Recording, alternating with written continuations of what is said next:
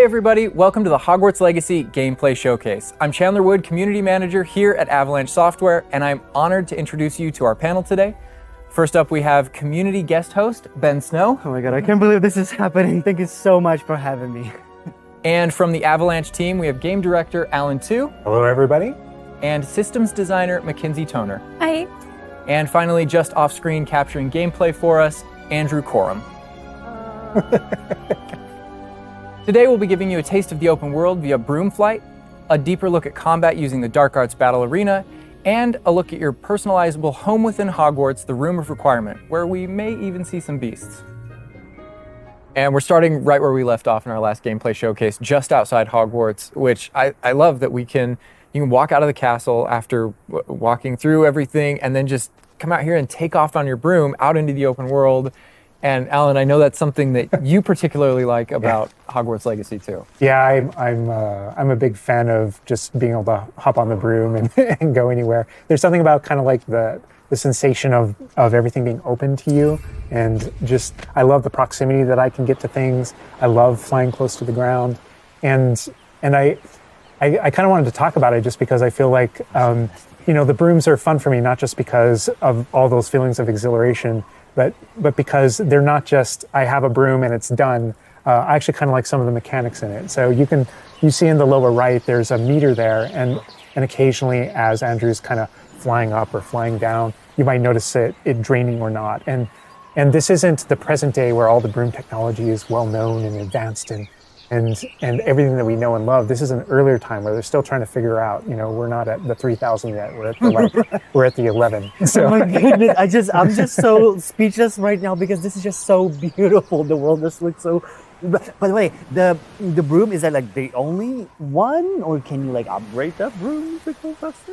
Yeah, so we have a shop in Hogsmeade, actually a broom shop. And so that sells a variety of different brooms. And it was important to us that the player could customize themselves based on their own aesthetic. So they're purely cosmetic, but if you talk to the shopkeep and help him out, he'll actually sell upgrades.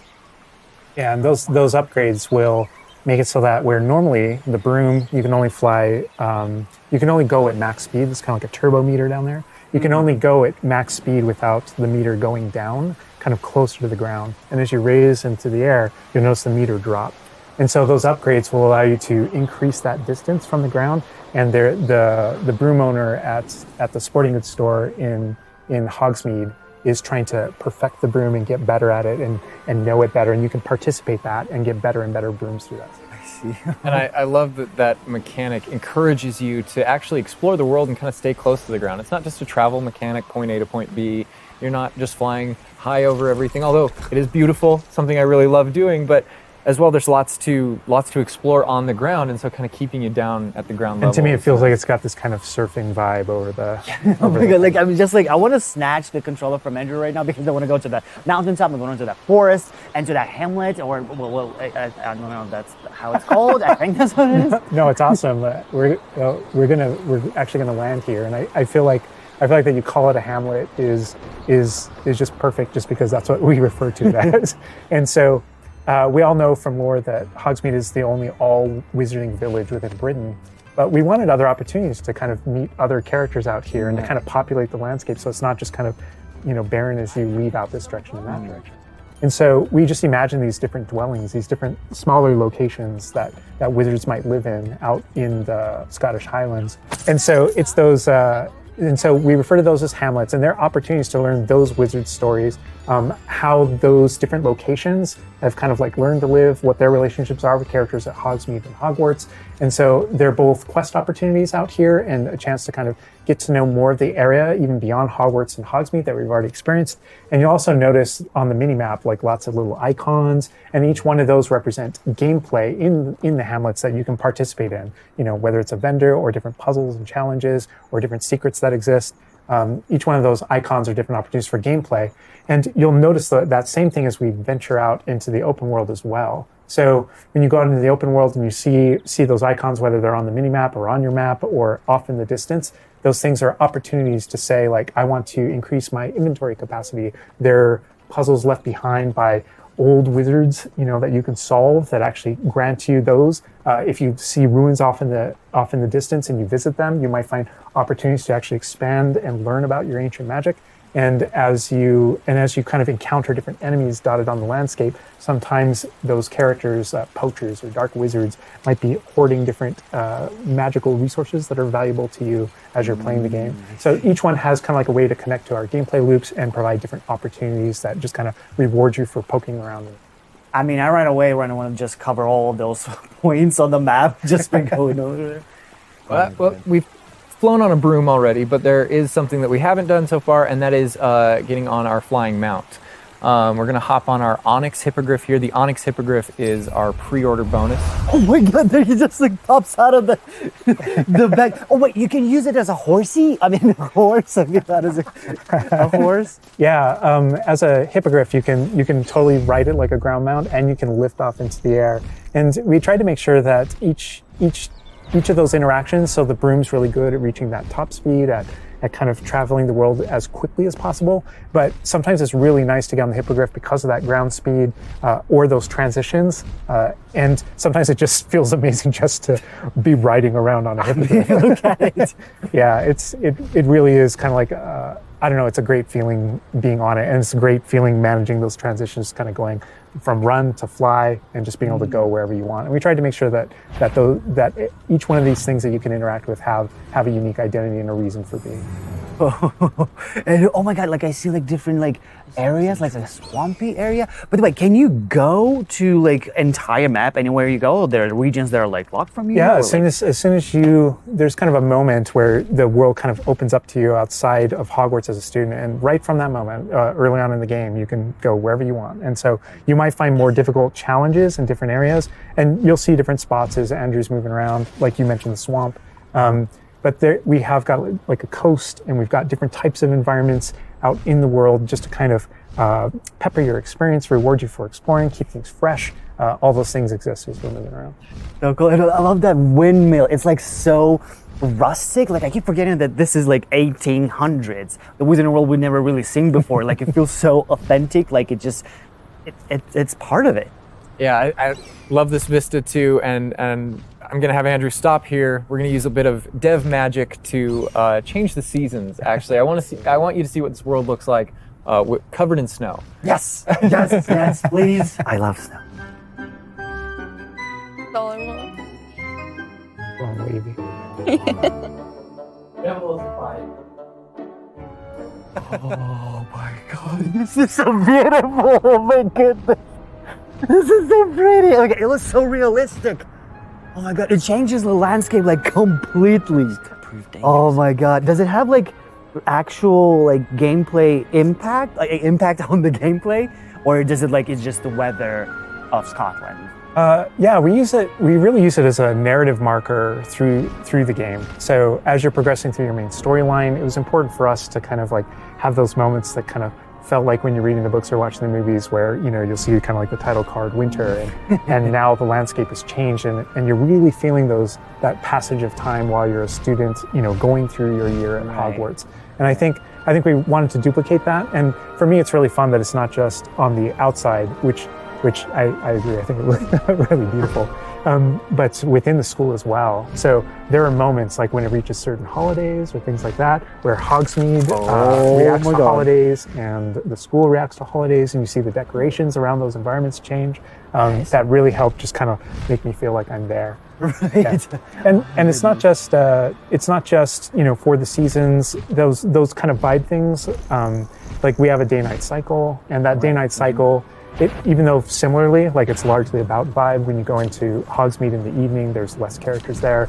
Around the school, you'll notice it kind of dies down and quiets down just when there's candlelight and students kind of like as you're walking through the halls. But in that day-night cycle is where we've kind of placed a few items where, whether or not you can collect them or whether or not you can interact with them that are a little bit restricted by the day-night cycle. And I love Andrew's flying up here, really high up on the hippogriff. And we're just looking at this view of Hogwarts in the distance. It's just absolutely beautiful. It's part of what I love most about flying around in this game, whether it's on a hippogriff or on the broom.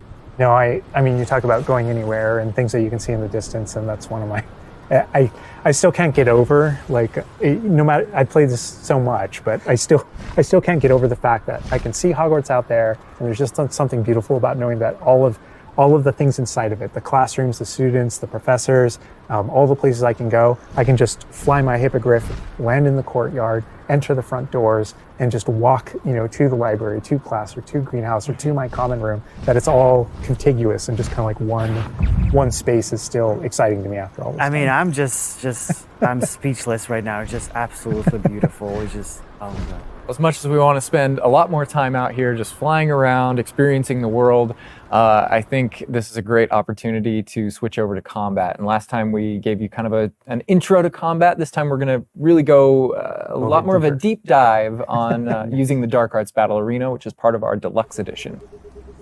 All right, Andrew's got us in the Forbidden Forest, which is where the Dark Arts Battle Arena is. Which is part of the Deluxe and Digital Deluxe Edition. I love the way that the Dark Arts Battle Arena is actually part of the world. It's integrated into the world, so your experience is more immersive than just choosing an option from the main menu of the game or something like that. Reason to go to the Forbidden Forest. Exactly. There are many reasons to go to the Forbidden Forest, but he's also wearing the Dark Arts cosmetic set, and here he's pulling out the Thestral, which is part of that Dark Arts pack from the Deluxe and Digital Deluxe Edition. So we're going full Dark Arts here. That's good. That's what I going down.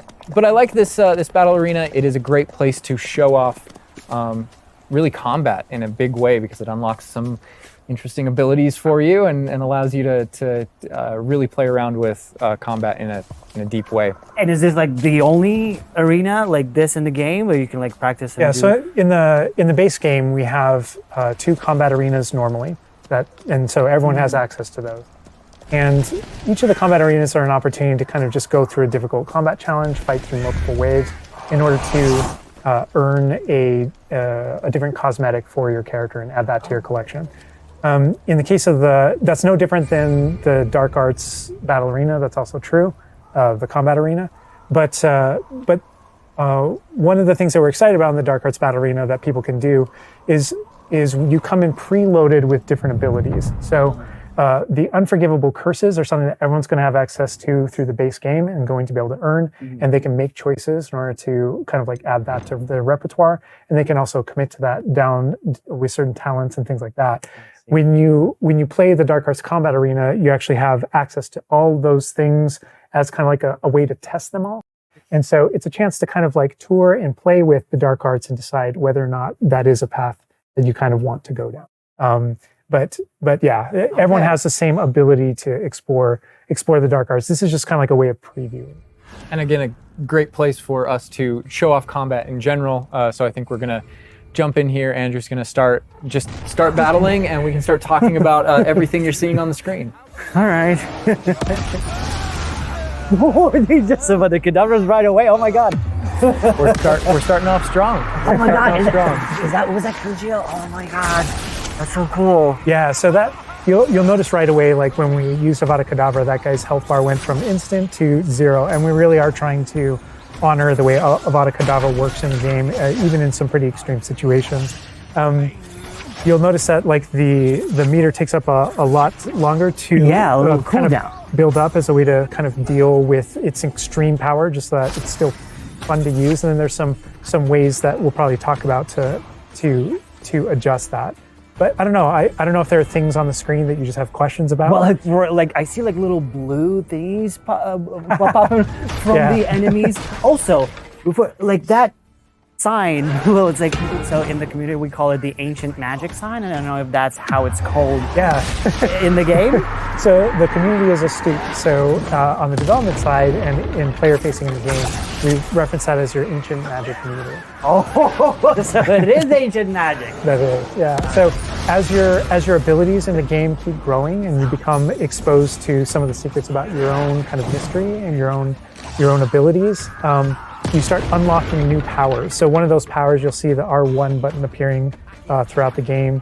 That's an ancient magic throw, we call it, that allows you to kind of like draw an object to you and fling it at an enemy.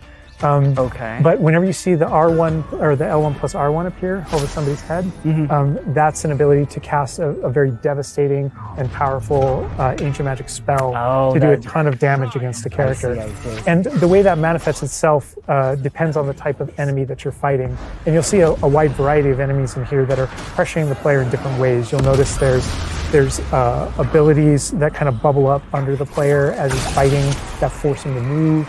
And there's different ways that we want the player to kind of move around on the battlefield. And that's actually a good link to the ancient magic meter in general. And the reason why I say that is because as you're doing different things in combat, you're protegoing and you're doing different abilities and you can kind of spec into it with your talents, there are different ways to get that meter to build faster and faster. But one of the most effective base ways to build up that meter fast, that way you can launch these devastating attacks whenever you want to, is to actually perform combos. So you see that combo appearing, and it's almost like your emotions are building up, and then basically that builds up enough that you can attack someone. But as the combo meter builds up, at some point you strike someone and a piece of their magic kind of falls out of them. You'll see these blue orbs in the game world, and there's something that only you can see in the narrative, in the world. And it's another reason to move around on the battlefield. If you can go up and collect those things and suck them in, they give big jumps to that ancient magic meter as we're playing.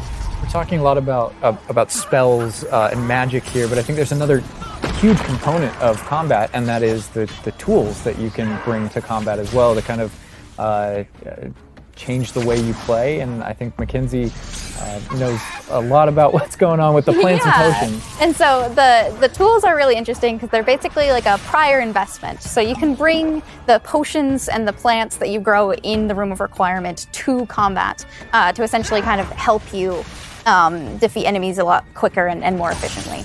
So some of the tools that you'll see here are like the rock skin potion. So that is something that basically covers your skin in this like rocky material that reduces the incoming damage that you're receiving. So against big enemies, hard-hitting enemies like trolls, that's super helpful. Oh my god, she's just destroying. The troll just collapsed from one of the cadavers. Obviously, we have the Wiggenweld potion as well, which increases your health. And then we have the focus potion. So when Alan talks about having to balance Avada Kedavra with a long cooldown, because obviously it's an instant kill, one thing that you could do is brew a focus potion, and that will increase how quickly your cooldowns regain. Right. Oh my god, there's just so much like versatility, like in what the character is doing to the troll right now. Like he's just bouncing around the arena. He's like not. And the troll makes him move around too, looks like. And I love that our plants are violent. Yes, and so that's like when we're talking about the setup of the arena, you also have plants that you can fight with. And so we have things like the venomous tentacula that you can put down, and it acts like a turret, and it just kind of shoots enemies around the battlefield. That is so cool. This is like a truly like Hufflepuffian way to approach the battle. Yes. No, that was super important to us, that there were these like multiple ways. And so you can see there's a ton of different things you can use. The mandrake is one, so you can pull it out and it stuns with its like piercing cry these enemies in a radius. And another thing I want to call out that we're seeing on the side of the screen here is these dueling feats, which I love because I love anything that prompts me to play a game in a different way, a unique way. I don't want to get stuck in my style, you know? And so this is a way to, if you want to get stuck in your style, go for it. If you just want to blast people with spells, go for it. But we also want to have some things over here that may make you use certain plants or certain potions or block more or... Yeah, we mentioned the field guide challenges in the prior stream. And the field guide challenges, this is the way that the field guide manifests like challenges for you to do in combat. And exactly to your point, we just wanted a way to encourage players to explore the different systems, to help them decide, to just kind of practice with them and explore what they want to be, because there really are so many different ways that you can push talents. When you see the green X's on characters, that's right, and that's kind of through your talents you can unlock this kind of cursing mechanic that sort of like links the fates of these different characters on the battlefield. That way, as you get as you're cursing different characters, they all begin sharing damage, and so we have things like Avada Kedavra, which is the insta-kill, but if you curse everyone before you insta-kill this one guy, they can all drop dead for that kind of ultimate Voldemort fantasy. And so, Oh my god. there are dark arts fantasies. There's fantasies about being more of a defense against the dark arts character, things like that misty step that you see occasionally being used on the battlefield.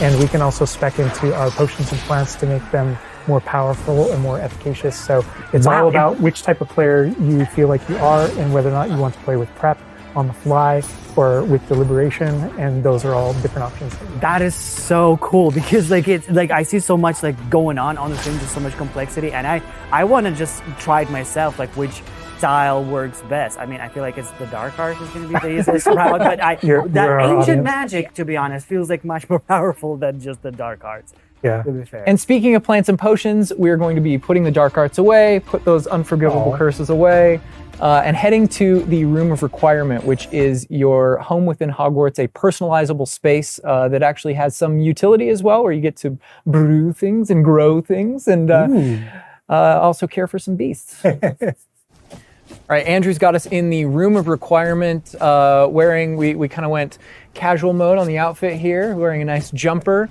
And I think that's a good jumping off point for the personalization of the space as well. Not just your character and the visuals of your character, but actually this space is a place that you can make your own. Yeah, it was super important to us that this space really did feel like your reflection as a wizard. So you can change the architecture in here. What? Different themes throughout, starkly different themes, to really just hammer home that this is yours. You Oh can my change- god, what? This is beautiful. We never expected that to be. Oh my god. That's the thing, is not only can you change the architecture here, but you can actually conjure little objects into this space, as you can see. So there's like statues that you can do, and ornaments and tables and rugs and just a bunch of little things that really flesh out the space and bring it to life. Oh my god, because like we had an idea that those places where you brew stuff, that's where you can change, but you can do all of this. Where do you even get this stuff? Like there's a furniture store? Yeah, so we call them conjurations. And the conjuration recipes can be purchased at Tomes and Scrolls in Hogsmeade. But also as you engage in different types of gameplay throughout the world, you'll be rewarded with different objects. That's so cool. And you change color? You can change the color, you can change the size of it, and you can place it basically anywhere. Oh my god, it's so tiny. It's like for baby Niffler.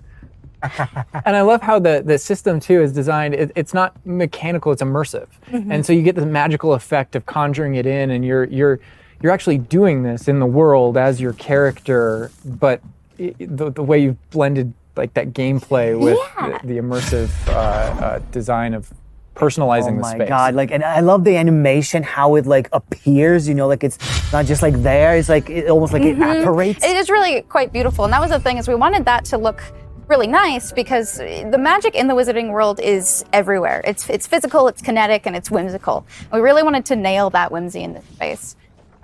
Another thing that I wanted to discuss is that not only can you like conjure things and you can change their look, but you can do that with the utility objects as well. So you can see that we have planting pots and potion stations, and you can change the look of those as well.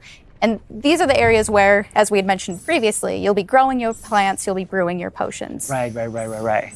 So while you're also doing these like kind of nurturing based activities, this is also the space where you would bring your gear to be identified and gear to have like rates put on it, which I believe Alan can talk to. Oh. Yeah, we keep bringing up appearance and how it looks, and on a, like in the game you can look like anything you want to whenever you want to, but the player will be finding different types of gear, that we call it, as you progress through the game. And essentially we just know that clothes and different items in the wizarding world can have different magical properties. And as you explore and as you adventure and as you defeat enemies, you're going to be finding different pieces of gear that have different abilities and that can help you in your journey and are a major part of you kind of growing as a wizard and advancing as a wizard. And so There's a huge list. and not all the time, whenever you get a new piece of gear, you don't necessarily know exactly what it does. And so there is a station inside of the room of requirement that you can conjure. It's one of the first things you conjure, called an identification station, where you can actually bring that gear that you're uncertain about and learn what its abilities are. Right, yeah, that's so cool. And then as the space advances even further, and the space will eventually grow its own rooms, and you're going to get new recipes, like Mackenzie's talking about, all these different things keep expanding. And as it expands, eventually you're going to earn what we see here, which is called a loom. And when you set up a loom, it's an ability to essentially customize exactly which magical properties are on your gear and take any piece of gear and adjust its properties and to tweak what it does. And I mentioned earlier that you can make anything look like anything. The collection of appearances, we call it, or cosmetics, we've been referring to it in this stream. Those types of things you can use, and you can apply a look to any other look. So if you get a piece of gear, you put it on, you look like that, but you can change it to look like whatever you want. That's so cool. And like you can just put some ability to this sweater, but then you can just swap that ability. Yep, and the appearances you can edit whenever you want in the gear screen. The loom is specifically about applying traits and applying larger upgrades that just kind of grant you greater statistical advantage or give you really specific abilities that blend in nicely with where you're trying to go with your combat fantasy or talents and things like that. Interesting. I'm just seeing that they're just like pumpkin fur, mooncalf fur. Where does that come from? Yeah, and so you'll notice that the ingredients that are used to add traits and to upgrade your gear are based around beasts. So this is where we get into the beast care section, which is inside this vivario. Kind of bigger space on the inside idea. And so you can see here we have a couple of beasts out. We have a graphorn and a mooncalf and a niffler and a neasel as well. So quite a variety. Oh my God, he's just like a big puppy. They're so they're cuddling. Oh my God, they're together. Oh, that's so cute. They're adorable. And so part of beast care is petting them as well, but feeding them too. And so once you do those things, that's when they feel safe enough that they'll give you their magical ingredients. So mooncalf fur, niffler fur, etc. That can then be used in your gear. That is like so like intuitive because like you know that makes sense because when you touch the animals, you get some fur leftovers. That's so. Oh my God. Yeah, and we really want to hammer home the fact that this is like a home that you're making for them. So in the overland, you can find these beast dens and rescue these beasts. Part of doing so is brushing them and feeding them food as well, and to build that relationship with your beasts. In addition to be able to care for beasts, you can actually conjure things in this space as well. The house, the cottage. Yeah, right. And so we have like a lot of little ornaments in this area, and a lot of them are purely cosmetic, but they look really cool. Again, it's the personalization of this space. Oh my goodness, no, this is like, I'm gonna spend 8 hours just designing this whole area to personalize. This is like cool, it's like you have this little play area, like a personalized fish tank, so to say. Just for the creatures. I love it. Yeah, no, totally. And there's like a decoration aspect, but there's also, we were saying inside as well, is there's a utility aspect to it too. So as you progress in the game and you're able to purchase more conjurations, you're able to speed up your process. So one of them, for example, is the food processor, which allows for the beast in the space to automatically get feed, so you don't have to do it manually. And so you're really building the progression for yourself here. In addition, there's also a toy box where you can play with your beasts. You'll see here, yeah. So you can, there's a bunch of toys in it, and each beast has their own favorite toys. So as you can imagine, the mooncalf really likes the moon ball, or the neasel, as like a little cat, really likes to chase the yarn ball as well. Right. And they're super cute. Oh my God. Watching them, it's so cute. And the big thing we really wanted to hammer home is that the world is a dangerous place. And so by going and rescuing these beasts and bringing them back here and caring for them, you're really helping them out. There's poachers in the overland who hunt these beasts for their material. So instead, you're caring for them. You're giving them a home. Right. Oh my God, this Raphorn is just gigantic. But he looks like my dog. He looks like my dog right now, for sure. You could actually name them as well. So like your dog. So getting back into that personalization, you know, yeah, we didn't want you to just like throw in, oh, here's a Graphorn in here. Like, this can be named whatever Andrew's about to name them. Bruce. The good name. You know, we've created this really nice space, and you can get additional vivariums, correct, to different kind of aesthetics and looks to where you're keeping your beasts and caring for them. Progression is a big part of this space as well. So as you progress through the story, you will unlock more vivariums. So as you can see, this one's quite meadow themed, big, open, bright. But there's other ones, say like a swamp that you might encounter. And it's really a visual effect to and more space for your beast. Oh, so it's like those. So when we're inside the room requirement, there's like on the left, there's that moon glow from one entrance and then some shrubbery going on in the right. Is that what you're talking about? Yep, that's exactly it. Ah, oh, you put trees in here too. Oh my goodness. And another thing with the beast care that I think is great, you know, tying back to this same kind of thing that you did with like the broom, where the broom is not just a method of travel, it's actually built in and integrated into the world. In the same way, like beast care isn't just this added element. You're not just throwing it on top. There's really this like narrative and integration to everything connects. So as you progress through the missions, you'll expand this space. As you earn resources, you'll go into Hogsmeade and use them to unlock the gameplay here and unlock new conjurations and different things to play around with. In the open world, it's in those different environments, like the different combat and conflicts and bandit camps and different things like that exist in the overland. Those things are what hold recipes that exist in the loom.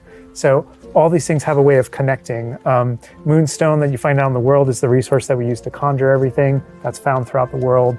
Forageables are used for recipes. So really everything's like a cycle and keeps you coming back. But even with the story that's being told too, I think people know who Poppy is and that she has a particular affinity for beasts. Yeah, I mean, I think everything we're seeing here, you know, you're going to be venturing out into the world, and this is just kind of the tip of the iceberg, even of kind of like your interactions with beasts in that narrative. So, you know, you bringing up Poppy, there are more kind of mysteries to discover and things to discover out in the world that have to do with her and that have to do with caring for beasts. And so different characters have their own stuff that just kind of make this all just kind of like the beginning of your journey.